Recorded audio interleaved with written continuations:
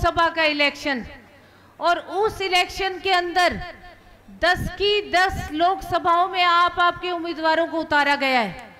ये लोकसभा क्षेत्र हिसार का लोकसभा क्षेत्र है, जिसमें आपकी बेटी, आपकी बहन, आपकी बुआ, आपकी माताजी, आपकी काकी, आपकी ताई नैना सिंह चौटाला को उतारा है। मेरा चुनाव चिन्ह शायद आप लोगों को मैं कहूंगी, मातृशक्ति को तो शायद जैसे हम माला का नाम जपते हैं वैसे रटा पड़ा है, चाबी चाबी चाबी। तो इस चाबी के लिए हम लोग इकट्ठे हुए हैं। आज नामांकन भरने का दिन है और ये बहुत शुभ अवसर है कि जिसके ऊपर हम लोग इकट्ठे हुए हैं। आज अनेक पार्टियां अपने पार्टियों का प्रचार कर रही हैं। अभी मैं नारी शक्ति की बात से शुरुआत करूंगी कि आज देश के अंदर मैं अखबारों में पढ़ रही हूं कि माताओं के लिए हमारे, चाहे वो देश के प्रधानमंत्री हो, चाहे हमारे कांग्रेसी हो, उन्होंने एक राग अलाप रखा है कि मंगलसूत्र। आज मैं कहती हूं कि राजनीति इस दर्जे तक गिर गई है कि मां बहनों के मंगलसूत्र की बातें जो है वो भाषणों में की जा रही हैं। मैं उन लोगों से पूछना चाहूंगी कि आप लोगों को मंगलसूत्र की कीमत का क्या पता है? क्या पता मंगल के सूत्र की कीमत को हमारे देश के प्रधानमंत्री को? क्या पता है मंगलसूत्र की कीमत को राहुल गांधी को? इन्होंने घर नहीं बसाए। मंगलसूत्र की कीमत का पूछो जो देश की सेवा करें उन सैनिकों से, उनकी पत्नियों से पूछो कि मंगलसूत्र क्या होता है। उन मेरी माताओं से पूछो जिनके पति देश की सीमाओं पे शहीद हुए हैं।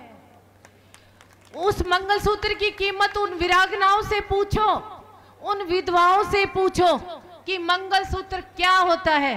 मैं मंगलसूत्र के लिए एक लाइन ही कहूंगी कि ये कतरा ही सही, मेरा अलग वजूद तो है, चाहे वो एक धागे में पिरोया हुआ 4 दाने ही हो मोती के, पर उसका वजूद जो है वो बहुत बड़ा है।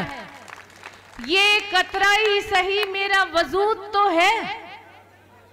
आप इस मंगलसूत्र को, मैं हाथ जोड़ के नेताओं से निवेदन करूंगी कि आप इस मंगलसूत्र को इतना सस्ता मत बनाओ। आप इसके ऊपर इस मंगलसूत्र की राजनीति मत करो, क्योंकि जिस दिन मातृशक्ति जागृत होगी, आप ये देखो कि अगर हम दुर्गा की पूजा करते तो वो भी एक माँ है। अगर हम शिक्षा की बात करूं मैं, आज नारी जो है वो बहुत सशक्त है और नारी अपने आप में एक समुंदर है। इसकी गहराई मत नापो नारी की शक्ति की। जिस दिन अगर इस नारी ने अपना रौद्र रूप धारण कर लिया तो ये नारी इकट्ठी होकर ये भाजपा को और कांग्रेस को बता देगी अच्छी तरह कि मंगलसूत्र क्या होता है, इसकी कीमत क्या होती है। जो नारी दिन रात मंगलसूत्र पहन के, जो सीमा पे लोग खड़े हैं अपने पतियों के लिए, सुबह शाम मंदिरों में जाके इसी मंगलसूत्र को हाथ पे पकड़ के मन्नत मांगती है, उस देश के प्रधानमंत्री को क्या पता। अगर मैं नारी शक्ति की बात करूं, अगर मैं शिक्षा की बात करूं, तो मैं सावित्रीबाई फुले जी को नमन करती हूं कि उन्होंने देश में शिक्षा की अलख जगाई। अगर मैं मेरी हरियाणा की बेटी कल्पना चावला की बात करूं, तो आप देखो कि उस बेटे ने हरियाणा का नाम चांद पे जाके रोशन किया है, वो भी एक नारी है। अगर मैं बात राजनीति की करूं, तो आज देश के सर्वोच्च पद पर अगर कोई बैठी है तो हमारी राष्ट्रपति, हमारी महामहिम द्रौपदी मुर्मू जी बैठी है, वो भी एक महिला है। अगर मैं सबसे पहले हरियाणा की बेटी की राजनीति में, संसद में जाने की बात करूं, तो हमारी सबसे पहली हरियाणा की बेटी जो है वो चरखी दादरी से चंद्रावती जी थी। आप सोचो कि उस समय में इतने पुरुषों के बीच में से एक महिला निकलकर चंद्रावती जी राजनीति में आई और वो संसद में जाने का काम किया। अगर मैं अध्यात्म की तरफ एक महिला की बात करूं, तो मुझे ब्रह्म कुमारी की दादी जानकी का नाम याद आता है कि पूरे प्रदेश में 146 देशों के अंदर दादी जानकी ने अध्यात्म की अलख जगाई थी, वो भी एक महिला थी। उनको विश्व की सबसे तेज दिमाग वाली महिला का जो है वो खिताब मिला था। और भी अनेकों महिलाएं हैं। मैं हमारे राजनीति की 2 महिलाओं का नाम लूंगी कि मैं सुषमा स्वराज जी को याद करती हूँ, वो भी एक हरियाणा की बेटी है। और मेरी कितनी माताएं जो हैं, पर जब हम पूरा मैप उठाकर देखते हैं तो मैं एक बात आप लोगों से पूछना चाहूंगी कि इतने लंबे इतिहास के अंदर आज तक हिसार लोकसभा क्षेत्र से कोई भी महिला जो है वो लोकसभा में नहीं पहुंची। हम इतनी बड़ी बड़ी बातें करते हैं कि बेटा और बेटी जो है वो बराबर है, पर मुझे ये लगता है कि कहीं ना कहीं हमारे मन में ये एक फर्क है कि हम पुरुष को महत्व दे रहे और महिला को जो है वो संसद में आज तक नहीं भेजने का काम कर रहे। तो मैं मेरे जितने भी पुरुष भाई बंधु आए हुए हैं, मैं उनसे आग्रह करूंगी कि इतने 67 साल के इतिहास में अगर पहली बार जननायक जनता पार्टी ने किसी महिला को टिकट दिया है तो उसको संसद में भेजने का काम आप लोगों के कंधों पे है। ये अलग जगा दो कि अब की बार संसद में अगर कोई जाएगी तो जननायक जनता पार्टी की महिला सांसद बनकर नैना सिंह चौटाला जाएगी।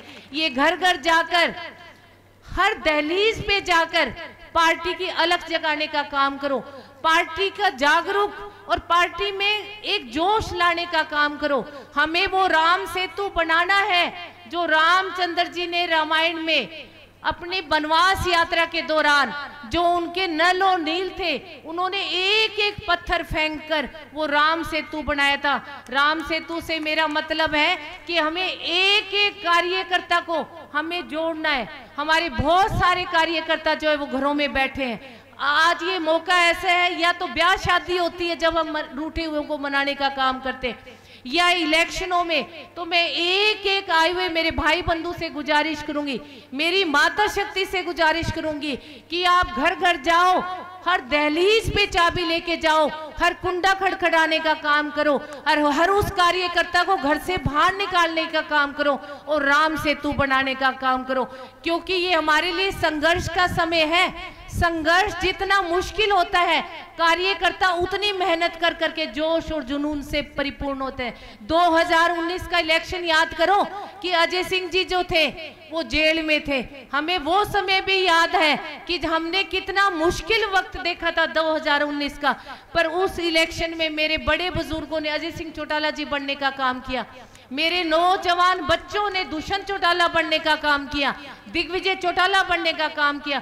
और जो मेरी मातृ शक्ति थी, उस हर महिला के अंदर मैं नैना चौटाला देखती थी। वो घर घर गई, अपने आप को नैना चौटाला मानकर उसने हर घर में दस्तक दी और एक पार्टी में अलग जगह दी कि अब की बार जननायक जनता पार्टी का राज लाना ही लाना है। तो मैं बार बार आपसे, बहुत लंबा मैं नहीं बोलूंगी क्योंकि हम अजय सिंह जी को सुनने आए हैं। मैं अंत में यही कहूंगी कि आप घर घर जाकर इस चाबी को हर दरवाजे तक पहुंचाने का काम करो, ताकि ये चाबी जिस दिन 25-23 मई तक हर दरवाजे तक अगर ये पहुंच गई तो आपको संसद जाने से कोई भी नहीं रोक पाएगा। तो आप सब आए, आप सबका बहुत बहुत धन्यवाद।